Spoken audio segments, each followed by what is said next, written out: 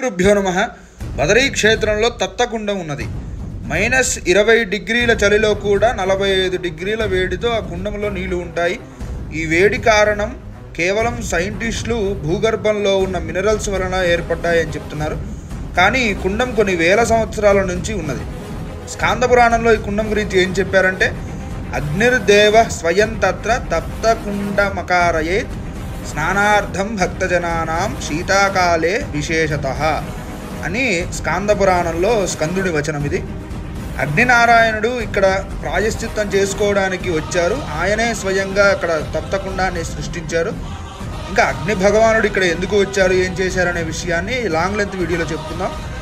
భక్తులు ఇక్కడ ఉన్న చలి నుంచి తప్పించుకోవడానికి ఇక్కడ ఉన్న ఉష్ణకుండంలో జలకాలాడతారు.